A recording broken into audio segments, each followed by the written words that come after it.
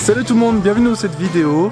J'ai mis une petite pause dans mes vidéos de voyage pour parler de quelque chose que j'adore, le One Wheel. D'ailleurs aujourd'hui on va comparer le One Wheel Pint au One Wheel XR. Ouais ça va être la folie.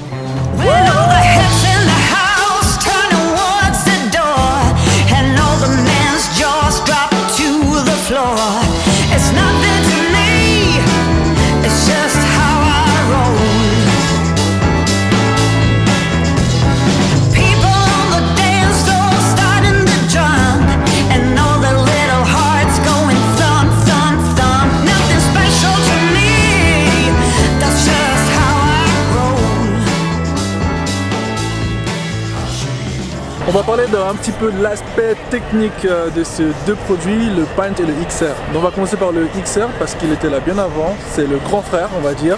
Il a une autonomie de 30 km donc c'est énorme, donc tu peux rouler pendant longtemps. Par exemple aujourd'hui on a fait une promenade de quasiment 1h30 et il y a toujours de la batterie.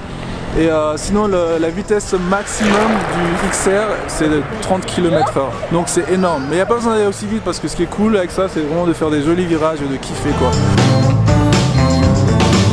Sinon en parlant du Pint, le petit frère qui coûte la moitié du prix du premier. Le Pint, sa vitesse maximum est de 20-22 km/h, donc ce qui est pas mal d'ailleurs.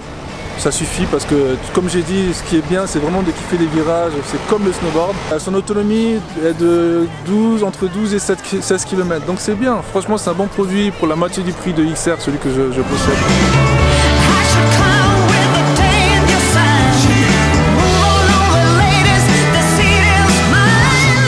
Après, ce qu'il faut faire attention avec ces engins pour pas tomber, c'est que quand tu approches la vitesse maximum, le nez du One Wheel s'élève.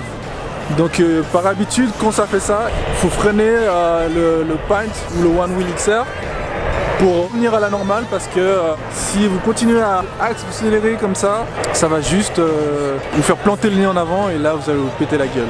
Donc ça c'est le truc à éviter. C'est aussi mieux de mettre un casque. Aujourd'hui je l'ai pas donc ouais c'est pas très bien.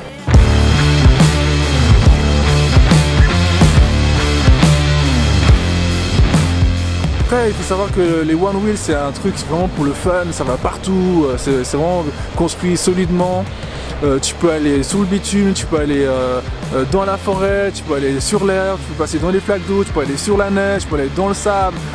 C'est vraiment tout terrain, dans un tout terrain et c'est un grand kiff. Alors le XR coûte 2 bras et le Pint coûte 1 bras, mais je regrette pas du tout mon achat, c'est vraiment incroyable, deux produits incroyables.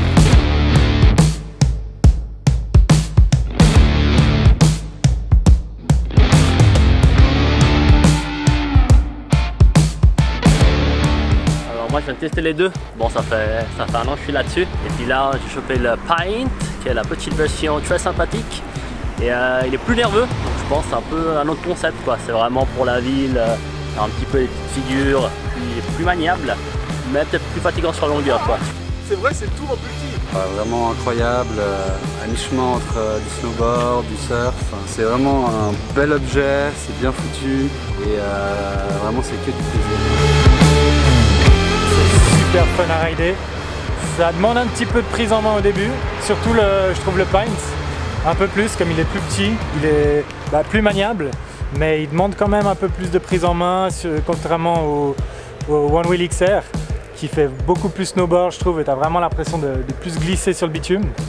Mais après tu gagnes en maniabilité, donc c'est cool. Le seul point négatif qu'il ne faut pas oublier, c'est que le XR il est extrêmement lourd. Donc une fois que tu roules pas avec, tu dois te porter, c'est lourd. Le Pint il est un peu plus léger, puis ils ont fait un petit crochet pour pouvoir le soulever à la main qui est quand même assez utile. Mais voilà, le mieux c'est d'être dessus et de rouler, c'est tout. Check ça. Là tu vois, on a fait quoi? On a fait 2 heures quasiment de tour One Wheel et on a été vraiment à fond la caisse. Et il nous reste quand même 50% de batterie. Donc moi je vais finir avec ça. Et puis moi je vous dis à bientôt pour des nouvelles vidéos de voyage sûrement, parce que c'est ce que je fais le plus quand j'ai le temps, veuillez m'excuser. Mais sinon je vous dis à très bientôt pour de nouvelles aventures. Et puis sur ce, portez-vous bien. Ciao!